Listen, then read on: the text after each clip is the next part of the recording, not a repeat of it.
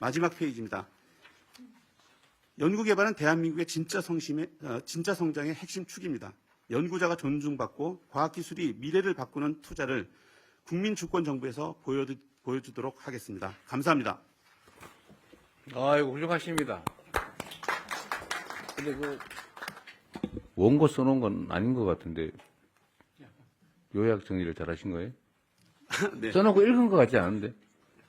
요약을 하고 반복 연습하였습니다. 아니, 예, 정말 핵심적으로 요약된 걸 또 요약을 하셨는데 너무 잘한 것 같아요. 훌륭하십니다. 7분에 맞춰야 된다고 해서. 아, 그러세요? 네. 네. 아주 준비를 잘 하셨습니다. 예. 네, 라이브를 고려하여 7분에 잘 맞춰주신 박인규 본부장님 감사합니다. 감사합니다. 네, 지금부터는 심의안 건에 대해 토의하는 시간을 갖도록 하겠습니다. 네, 발언을 원하시는 위원께서는 손을 들어 발언권을 얻으신 후 마이크를 이용해 주시면 되겠습니다. 혹시 손을 네, 들어주시면 편하게 말씀하십시오. 네, 우리. 이제 일단 발표 너무 잘 들었고요. 근데 요즘 이제 중국 국가에서 민간과 정부 합해서 1년에 R&D를 얼마 썼나 뭐 최근에 보니까 한 5천억 불쯤 쓴 것 같아요. 그러니까 거의 우리나라 예산만큼 쓰는 거죠. 그러니까 우리나라가 이제 GDP 입장에서 중국의 한 뭐 12분의 1쯤 되니까 우리가 R&D를 많이 할애해도 아마 총 예산으로 보면 한 10분의 1 뭐 이 정도 될 것 같습니다. 그러면 이제 상대적으로 적은 돈으로 어떻게 R&D를 할 건지 되게 중요한데 이제 지표가 이제 효율성하고 효과성이 있는 것 같아요. 효율성 지표는 뭐 커버리지가 얼마 됐냐 또는 뭐 성공률이 몇 프로 됐냐 이런 건 이제 효율성이고 효과성은 정말 임팩 있는 사업을 만들었느냐 이런 게 효과성인 것 같거든요. 이게 뭐 어느 하나가 일방적으로 앞서야 되는 건 아닌데 효과성이 제가 보기에는 효율성보다 더 중요한 것 같다는 생각을 합니다.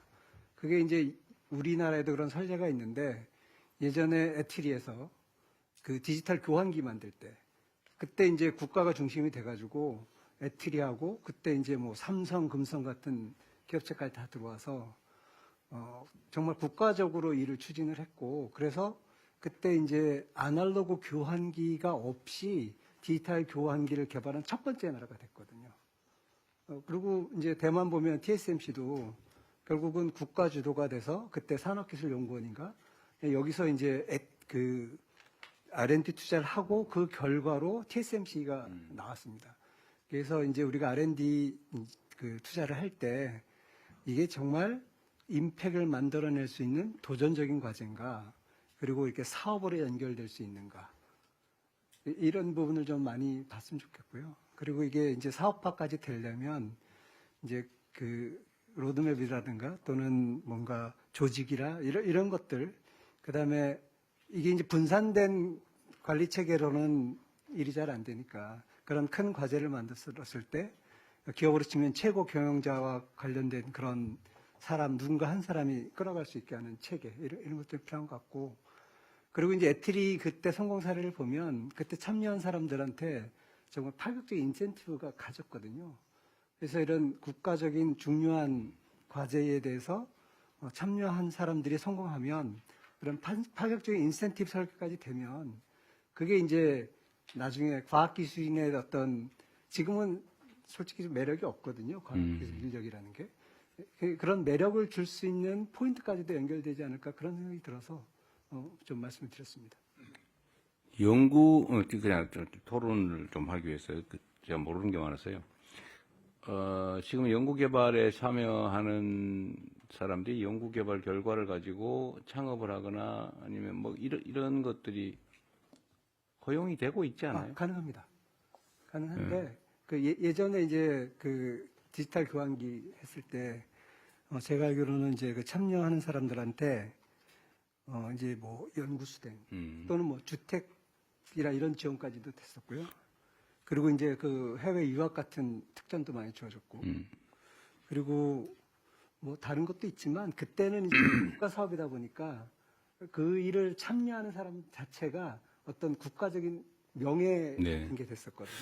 그런, 예, 제가 말씀드린 거하고 약간 좀 포인트가 다른 것 같네요. 그러니까 이게, 그거를 창업을 하거나 아니면 뭐 상용화하는 거는 그 R&D를 하고 있는 주체, 그러니까 뭐 법인이든 연구기관이든 이런 데가 하는 건 허용이 되는데, 거기에 소속돼서 보수를 받고 일하는 연구원들은 독자적으로 뭘 할 수는 없는 거죠.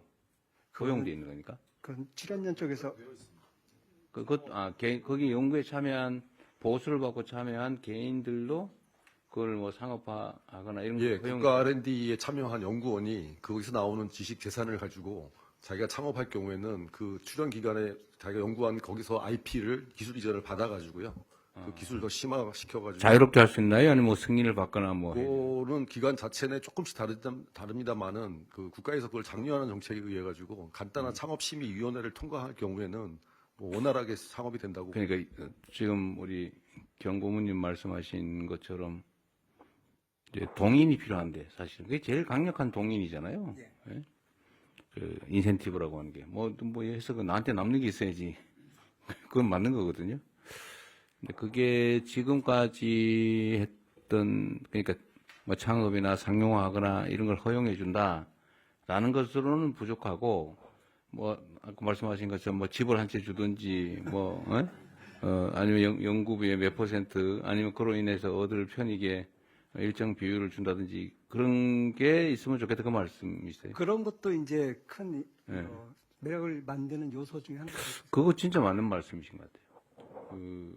좀 어때요 그 문제? 예, 대표님 내년에는 저희들이 이제 연구 성과 기간을 땡겨서 하게 되면 그 남는 돈을 인센티브로 드리려고 합니다. 아니, 그것도 괜찮은 방법인데 그거보다는 빨리 끝내는 것도 물론 인센티브인데 더 깊이 있게 예를 들면 연구를 하다 보면 꼭 그게 아니고 약간 뭐 벗어나는 것들도 있잖아요, 그죠?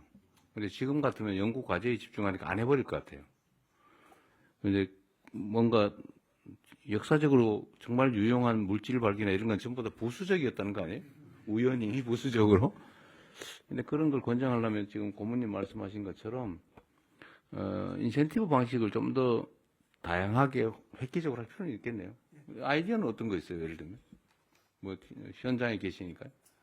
뭐 여러 가지가 막 있는데 그 연구원들이 하고 싶은 생각이 들게 만드는 방법. 네.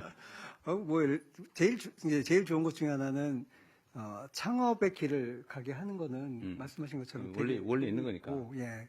근데 이제 창업에 갔을 때 요즘 이제 걱정하는 것들은 실패하면 어떡하지거든요. 근데 사실은 창업은 한 5, 60% 아니 7, 80%는 한 실패하는 90%는 실패한다고 봐야죠. 근데 실패했을 때 어떻게 될지에 대한 설계 이런 것들도 좀 필요한 것 같고요. 예, 그런 자치도 되게 실패할 때 복귀할 수 있게 해준다든지 뭐 예, 그런 거죠. 그런 것도 되게 필요한 것 같고, 그 다음에 이제 사람들이 밖으로 나가는 이유를 보면 뭐 임금 차이도 사실 굉장히 많이 나거든요.